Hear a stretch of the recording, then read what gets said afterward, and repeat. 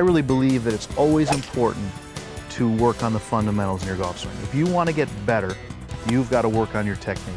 And the first element of good technique is having a good grip. It gives you that good sound base that you're looking for, and everything else just comes into place. The perfect grip is the fastest, easiest way to train your hands to grip the golf club correctly, the same way Mark O'Meara does. Incorporating sophisticated design and engineering, the perfect grip combines ultra-thin, lightweight construction and specially formulated polymers to help you master one of golf's greatest challenges. The perfect grip is no thicker than a golf club, so it fits easily over any standard grip, and its exclusive T-TRAC locking system holds it firmly in place, allowing you to develop the feel for a great golf grip instantly. Congratulations on your purchase of the perfect grip, the world's first fully detachable imprint of a professional grip technique. In the next few minutes, I'm going to show you how practicing with the perfect grip is going to make you a better golfer. The perfect grip is the easiest, most effective way I've ever seen to learn the correct golf grip. The same grip technique used by Mark O'Meara and most of the world's top touring professionals today. With regular practice, the perfect grip will dramatically increase your ability to square the club face at impact. The result? Better accuracy, greater distance, and lower scores. And as anybody will tell you, the grip is the first step to a more consistent, accurate, and powerful golf swing. Now, let's put the perfect grip on your club. Step 1. Holding the club horizontally away from you, with the leading edge of the club face pointing straight down and vertically aligned with the shaft. Attach the adhesive decal along the center of the shaft, approximately 1 inch below the club's regular grip, with the 3 alignment indicating stripes facing towards the grip.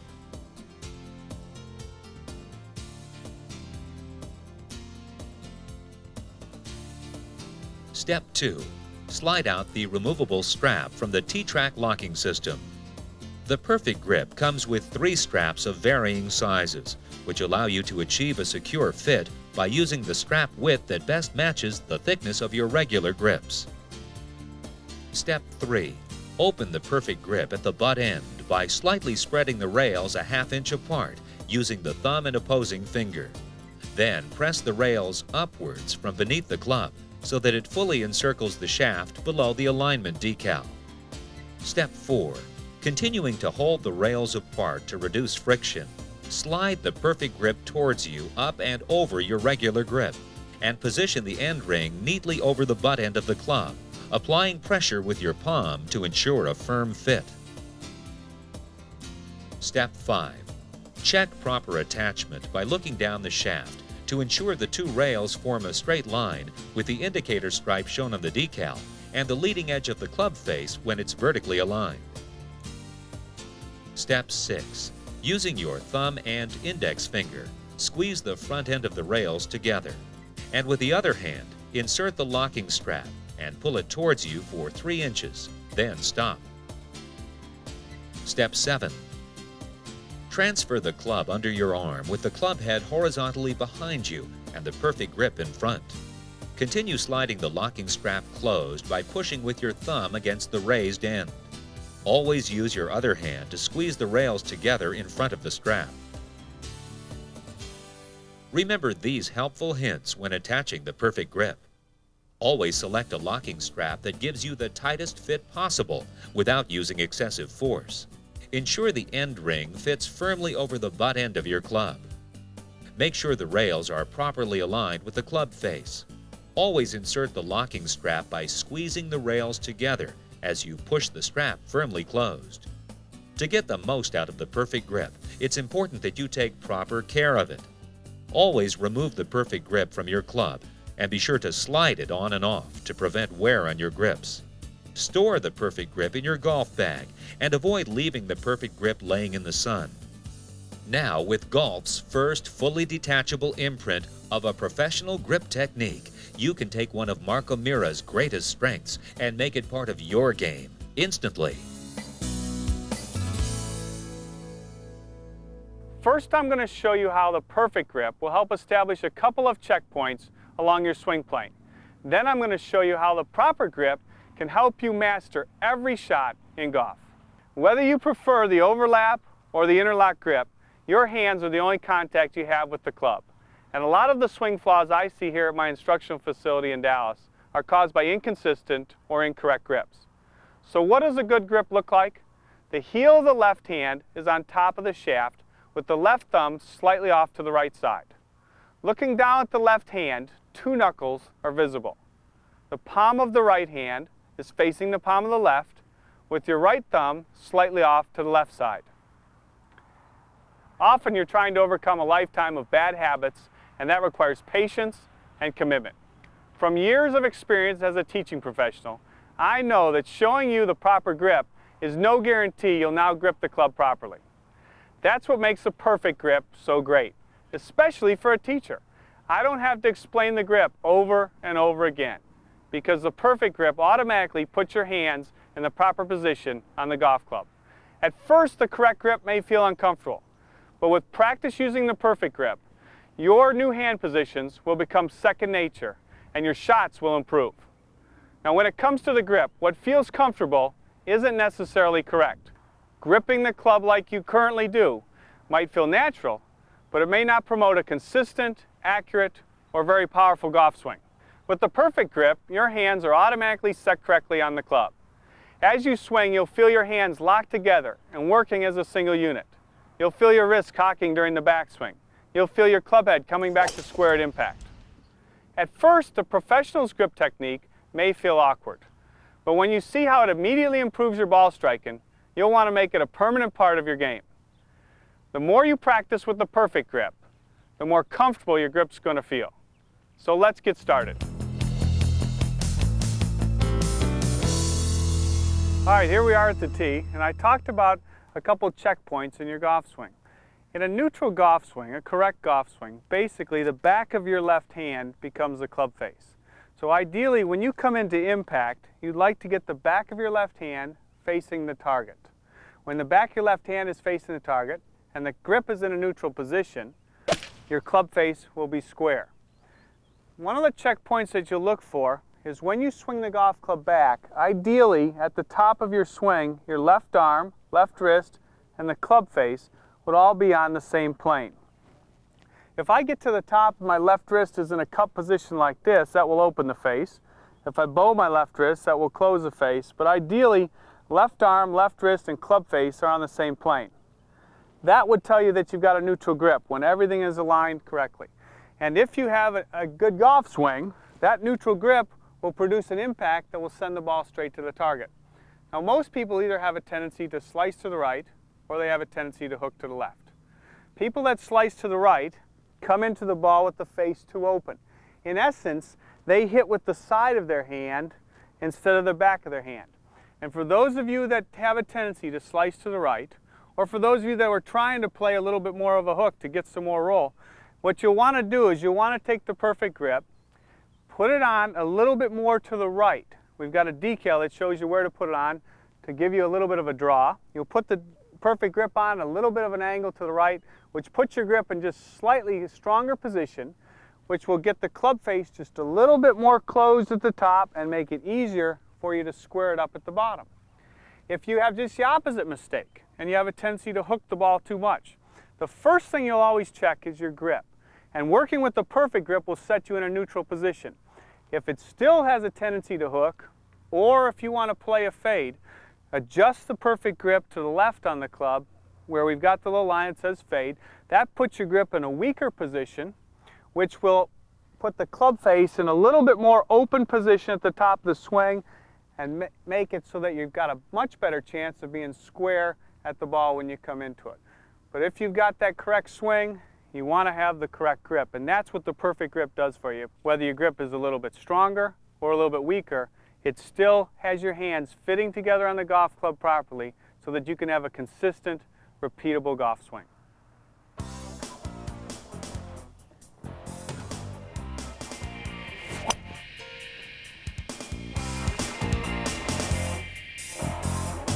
You can put the perfect grip on your club, hit balls for 10 or 15, 20 minutes, and reassure yourself that, hey, my hands are on the golf club in the proper position. And if they are, I think it just gives you that much of a greater chance of becoming a better player. Even the best players in the game get into trouble once in a while. So just in case you haven't fixed your hook or your slice, I'm going to show you how to get out of trouble. With the perfect grip, you can learn to play a left to right shot, a slice out from the trees and back into the fairway. I've adjusted the perfect grip on the club so that it's turned to the left in the position that we call weak, or the fade position.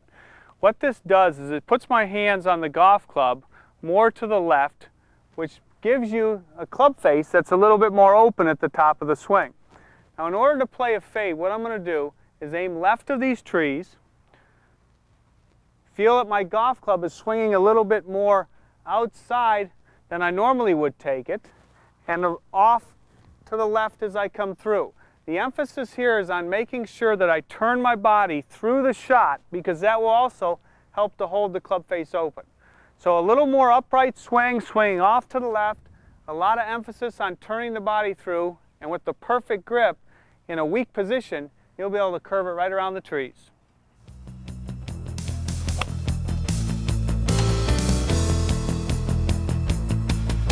I've always said if you curve the ball into trouble, you ought to be able to curve the ball out of the trouble.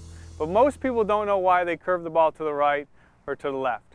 If you're faced with a situation where you've got to curve the golf ball from right to left around some trees to get the ball back in play, here's some tips on how you do it. The perfect grip can help teach you this shot. I've adjusted the perfect grip on the golf club to the right where it says strong or a draw position. This puts my hands on the golf club in a stronger position, which closes the club face a little bit more during the swing. My club face is a little more closed at top. Now, when I set up to the ball, aim to the right so that your golf ball starts off to the right of your trouble. The emphasis here is on swinging your hands and arms more from the inside and allowing your body to stay back so that the club face closes. With the grip turned on the club in a stronger position, your hands will roll over a lot easier, and you'll be able to curve the golf ball from right to left. So it balls back in my stance just a little bit, my shoulders and feet are aimed to the right, my hands and arms are swinging the golf club, and this grip is going to allow them to turn over and the ball is going to hook to the left. Just like that. Remember that you have 14 clubs in your bag. So if you're not playing that much and you're a weekend player, if you're in between 8 and a 7, take out the 7-iron and maybe put a more controlled swing on it, and you'll have a better understanding of where the golf ball is going to go. Don't feel like you've got to monster the golf ball around the golf course. The most important aspect of that is understanding how far you hit each one of those clubs. Because when it comes to scoring in the game of golf, to be able to control distance, not necessarily worrying about hitting the long ball, but understanding how far you hit the ball. In other words, if you're 125 yards, and I know that that's a smooth 9-iron for myself, 125 or 130, I want to make sure that I know time in and time out that's how far I hit a 9-iron. Because being always around pin high, you may miss a green left, you may miss it right, but always being around pin high is a huge asset in the game of golf. That's the element that I try to preach and get players to understand. Learn how far you hit each one of your clubs. For most touring professionals, sand shots are easy shots. For amateur players, it's a different story. They're very difficult. And really, it all starts with the grip. Because to play a sand shot correctly, you have to use the bounce of the golf club. The bottom of your sand wedge has a flange, and if it's used properly, it will keep the club from digging too deep into the sand. It'll glide right through the sand and underneath the golf ball. And the way that you do this is you have the proper grip. The perfect grip helps you get this. If you set up to it, see, with the face square, your club will dig into the sand. So you want to play a sand shot with an open club face. Now most people just turn their hands open, and then when they swing, they simply turn them back and the club face digs into the sand. They leave the ball in the bunker. What you want to do is put the perfect grip on the club, turn to the left, so that your club face is already open without turning your hands. Now, dig your feet in.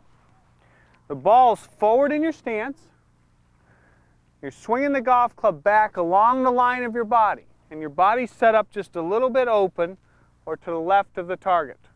Ball forward, body to the left, and make sure you make a full swing, back and through, allowing the sand to carry the ball out of the bunker and onto the green.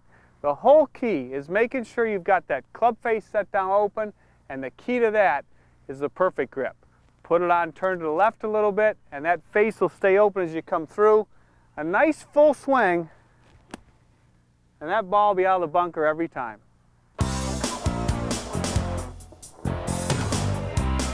The short game.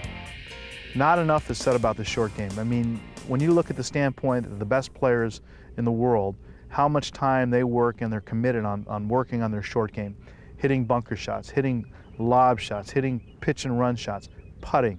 I mean, half the game is around the greens. And if you want to become a better scorer in the game of golf, you need to make sure that you improve your short game. Because if you improve your short game, I can pretty much assure you that you will cut shots off your golf score, and then you're going to have a smile at the end of the day. I've shown you how you can use the perfect grip for every club in your bag. Here's some strategies that'll help your game if you think about them. First thing is, most amateurs who play the game don't use enough club when they're hitting into the green, whether it be a par 3 or a second shot into a par 4 or a third shot into a par 5. Use one more club and make sure you get there. More times than not, people come up short. When you're teeing off, tee off on the side of the tee that directs you away from the trouble. For instance, if you have trouble on the left, tee off on the left-hand side of your tee so that you can hit away from the trouble. If you've got trouble on the right, tee off on the right-hand side of the tee so that you can once again hit away from the trouble. This gives you a wider fairway to hit at.